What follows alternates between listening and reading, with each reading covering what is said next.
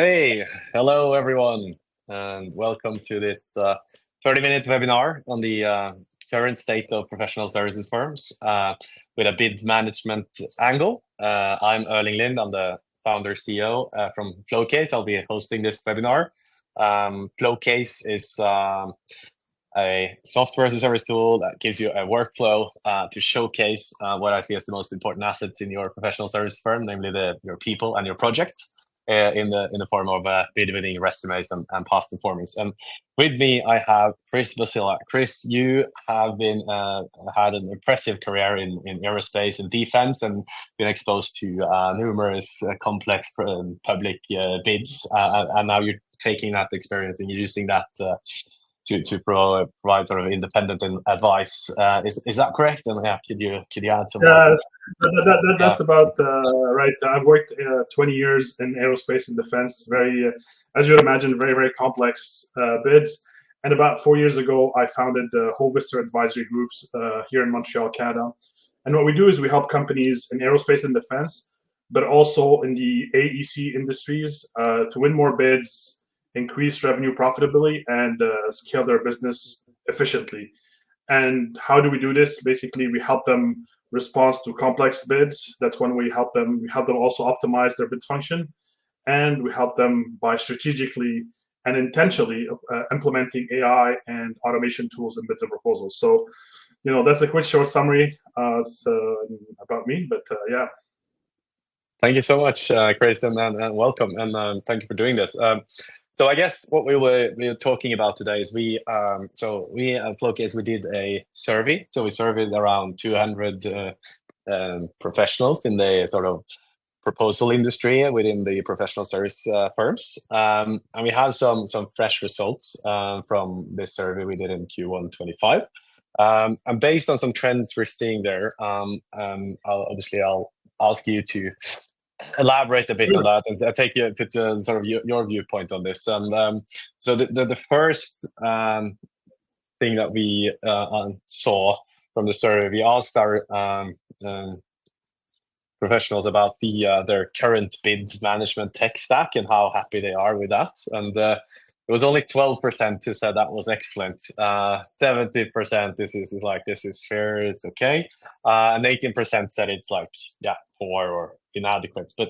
But so why? I guess Chris, first question to you then is like, do you also see this trend, and why do you think teams, bid and proposal teams, struggle with their tech stack?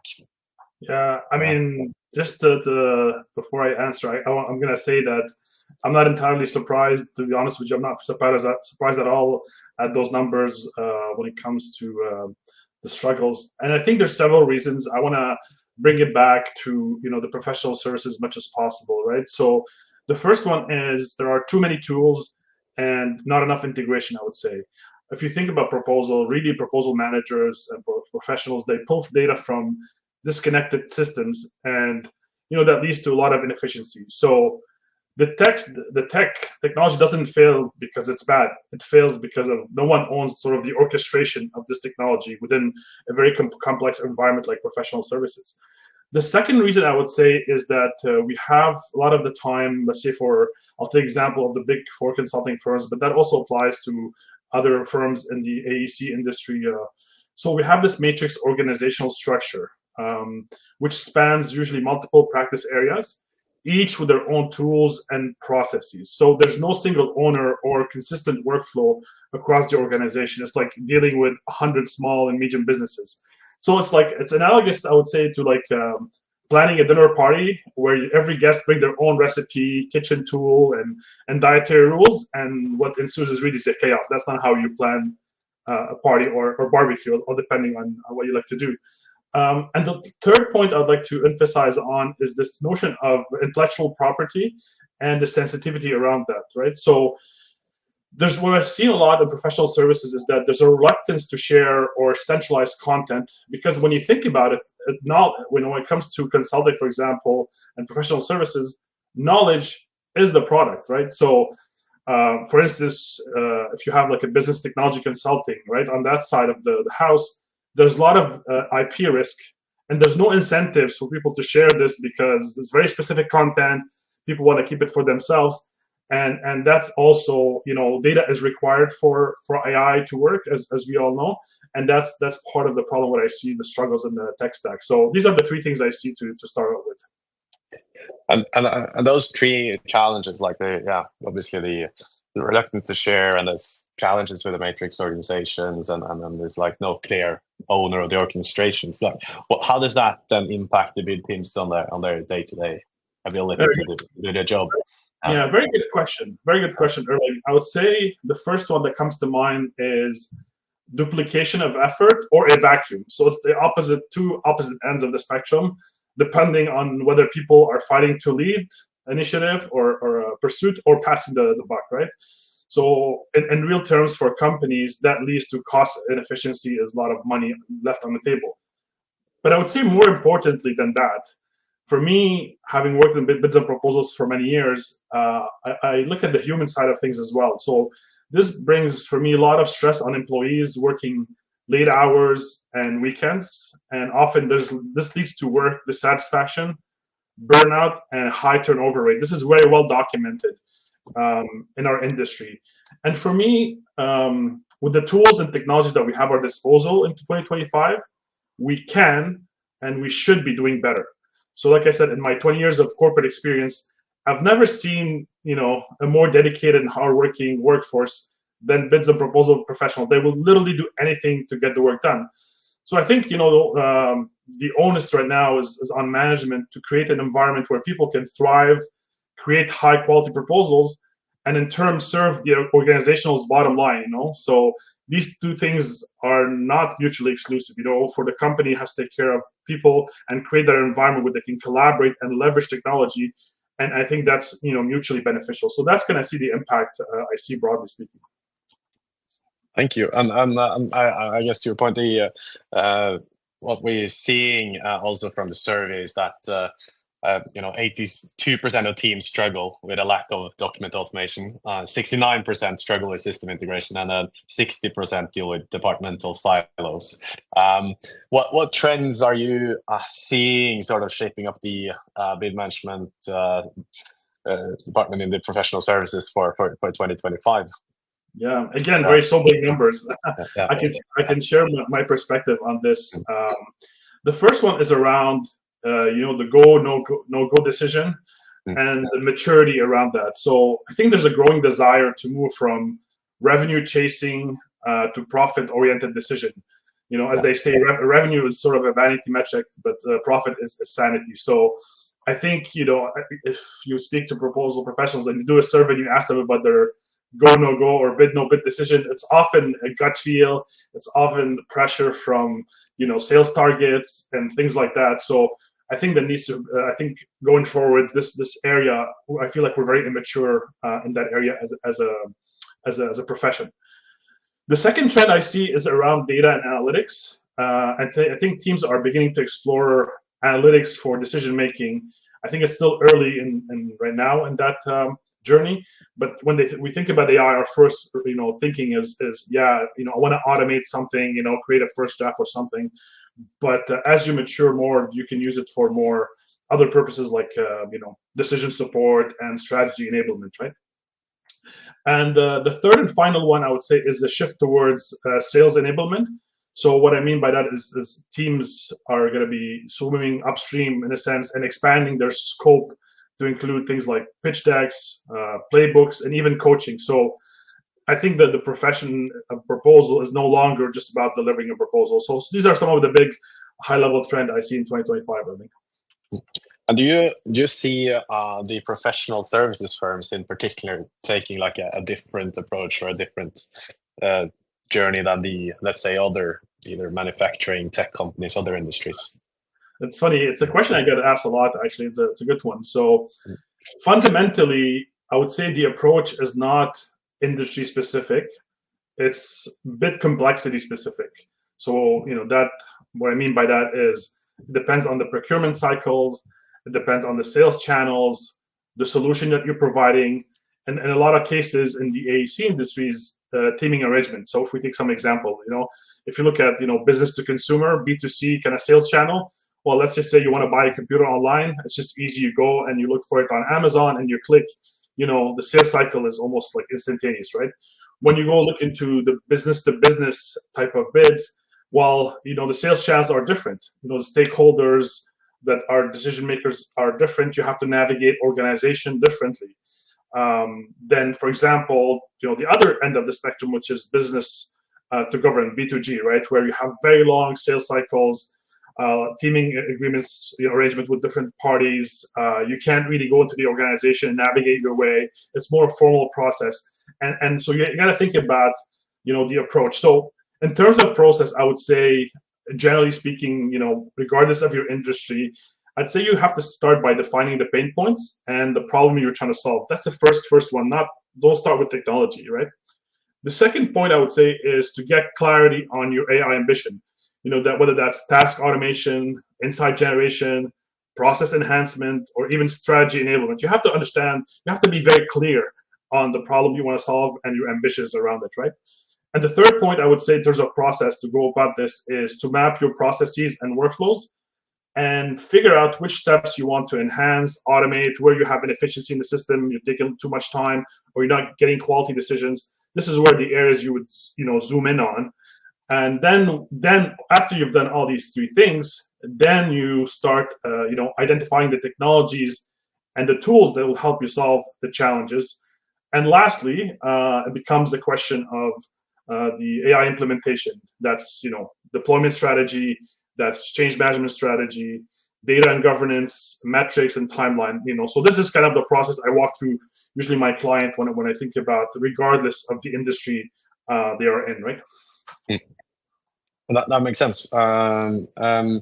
So yeah, moving on a bit and honing more in on AI in particular. So our survey found that only 26% of teams the bid and proposal teams used AI significantly.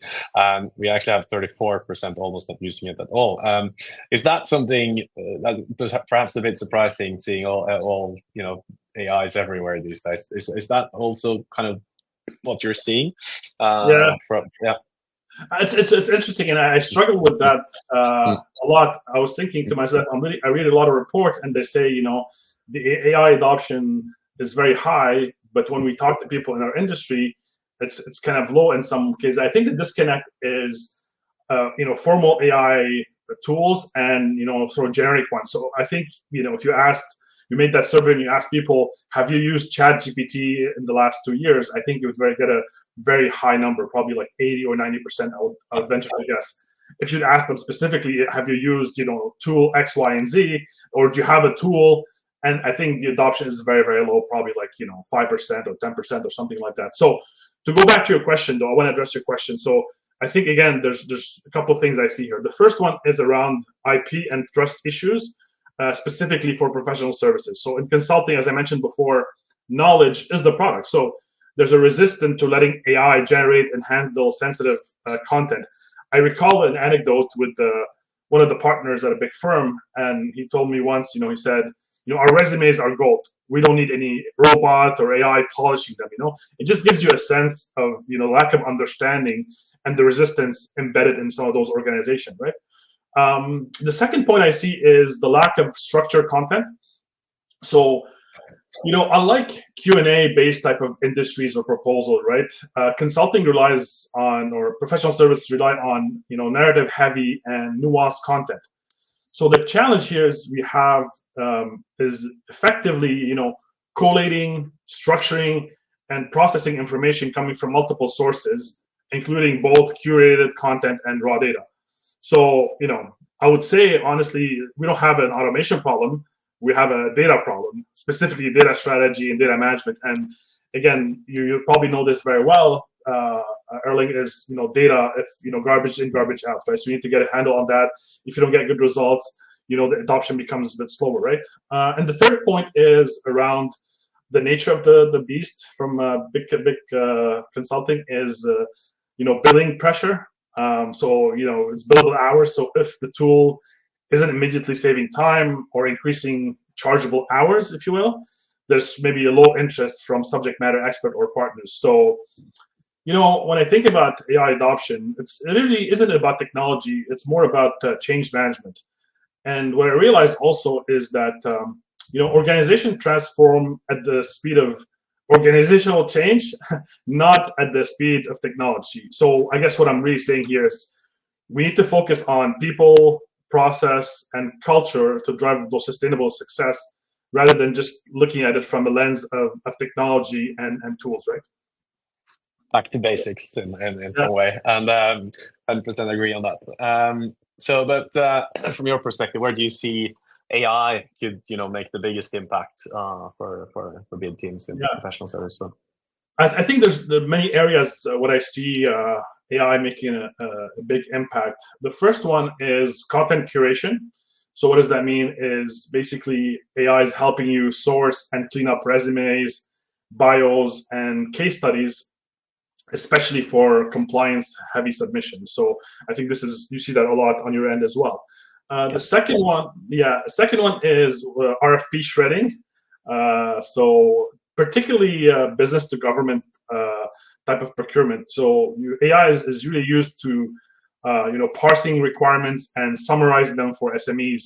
Again, I can give you an example where recently I was working with one of my clients, and we had like a 300-page RFP and hundreds and hundreds of requirements. And what we did is we used AI and tools to actually shred this RFP.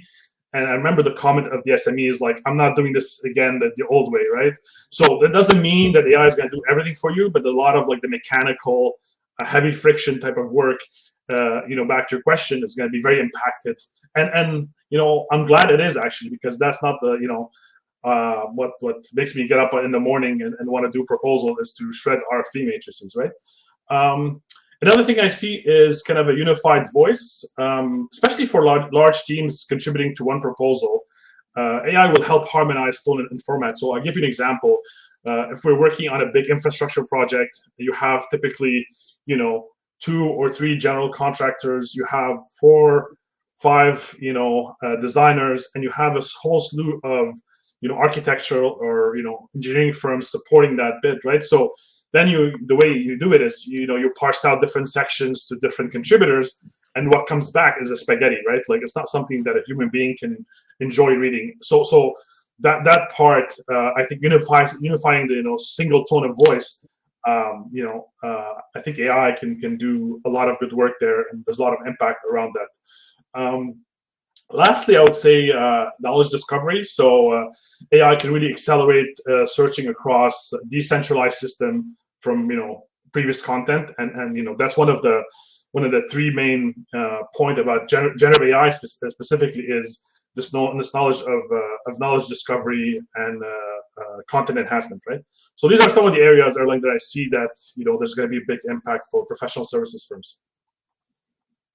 Amazing, thank you so much, and I definitely recognize many of these points, especially also on the compliance side. Next kind of finding we have is around collaboration. We already touched a bit on sort of matrix organizations and how you need to collaborate with SMEs. I guess our finding is that 68% of teams do feel they collaborate quite well, but there is like 30% that are neutral or negative. So I guess how understanding that this is a fairly complex type of collaboration, what are the biggest barriers to sort of succeeding on collaboration, and what is the ones that make this work? How can others learn from them? The big one that comes to mind first is for professional services, but in general for bids and proposal. But let's just focus on professional service, is sort of like the incentive structure, right? If you think about kind of this idea of a pyramid, right? Typically bids and proposal, is a centralized function. It's not biddable hours, so it's like, get it done for me, and I want to get it done quick and fast and cheap and good. And typically there's not big incentives for bids and proposal, which are really, if you think about it, a sales function of some sort. Very rarely do I see compensation of bid proposal professionals tied into the bonuses of partners and others. So this notion of there's a tension between sort of billable and non-billable hours, and that's not very conducive for collaboration. When you have to work nights and weekends as a proposal professionals, you get the after-hour treatment, if you will, and sometimes they're viewed as a side gig. So that's the first one. The second one is, I would say, cultural hierarchy. You probably know this, but junior staff, when you graduate from university, you join a big consulting firm, professional services firm, they don't tend to challenge seniors. Of course, this is not across the board. This is not, it's a big generalization, but I think there's something to it there. And this leads to poor feedback loops sometimes. You're not going to challenge, your boss or your boss's boss in a big meeting. So culture is very important. And the third one, we touched on this before, is how the proposal function is set up. It's really in big four specifically, right? So it's a centralized function, and then you try to have a proposal process that covers everything from tax to audit to consulting to advisory. And I would argue that although there's some things that are common, a lot of things are specific about how you go about giving, for example, a tax proposal to a client versus a very bespoke advisory type of engagement, right? And the last one for collaboration is also, you see it across the board, is subject matter expert. Often they feel nobody understands their area because they do something very, very specific, and they struggle with the notion of how you're going to collaborate with a tool or with other creates friction, right? Because of the expertise. So these are some of, I see, the barriers to collaboration in professional services specifically. And so how can we solve this? Like, what is the way to potentially improve this collaboration when you have these barriers? Not an easy question to answer, and I don't think that I have the perfect solution. But some ideas to think about is this notion of asynchronous workflows. So enabling proposal staff to work efficiently despite SME delays, right? So how can you, this notion of asynchronous workflow is important to help collaboration.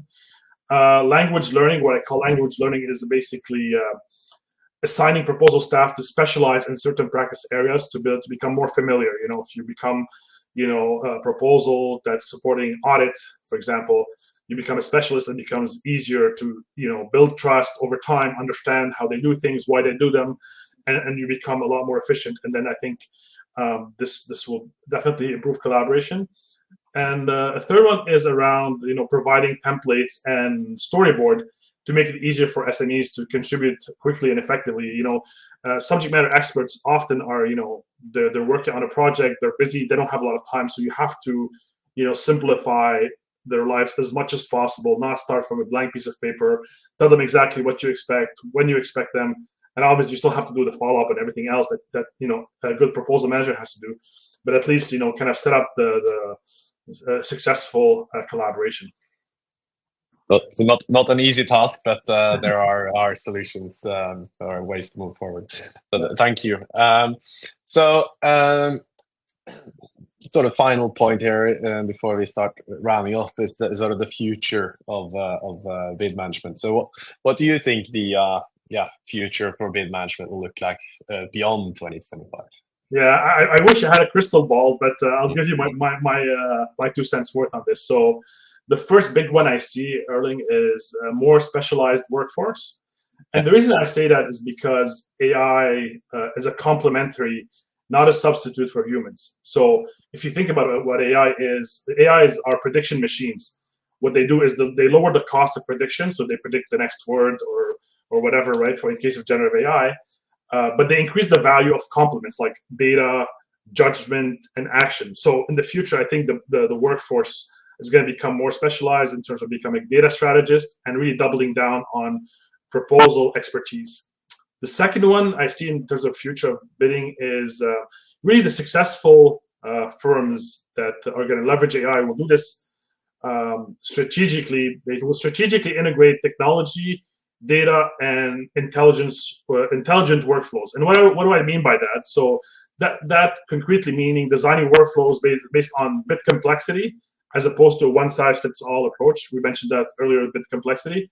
It's also about how you integrate human intervention with the AI decision-making process. So you combine the AI strengths such as speed, scalability, and the ability to handle large data sets with human intelligence strength, like understanding context, ethical consideration, and nuanced judgment. So, in essence, using AI for routine tasks like, drafting and data analysis to boost efficiency, and you ensure that your expert makes strategic decisions. So I think this combination of the two is going to be the future of bids and proposal in 2025 and beyond. Amazing. Thank you so much. Thank you so much. I think this has been an amazing discussion so far, Chris. And I have several takeaways here. Do you have any sort of final advice for the bid teams that want to try to stay ahead in 2025? Yeah, I would say people don't need a treadmill. They need a plan, to lose weight, right? They need somebody to help them figure out how to train, how to work out. So, it's you should think about AI as more of a change management than a technology challenge. And lastly, I think you should find ways to automate the repeatable and elevate the complex. Well, that makes sense. I think several points we covered obviously resonates with me, and also I've seen firsthand while also rolling out Flowcase to clients, especially this breaking down these barriers between the different parts of these complex matrix organizations, making sure you have the structured data and the right data and the quality data there in the first place, and to your point, there's a lot of change management as well as involved, and getting on top of that is important for the success. So thank you so much for this amazing discussion. I think for those of you watching this, is just like the first webinar in a series we're doing around this survey. So we'll be back as soon as April 29th with Christina Godfrey-Carter. We will discuss some further survey results and some practical strategies for BIM teams to improve efficiency and win rates. So make sure you mark your calendar, sign up for our newsletter on flowcase.com, and we'll make sure to keep you informed. So thanks again, Chris, and thanks everyone who joined. Can't wait until the next time. So thanks for having me, Erling. It was a pleasure. Thank you so much. And Christina is a great thought leader, so people might want to join this session. It's going to be great, I'm sure. Amazing. Yeah, thank you. And, thanks. Thanks.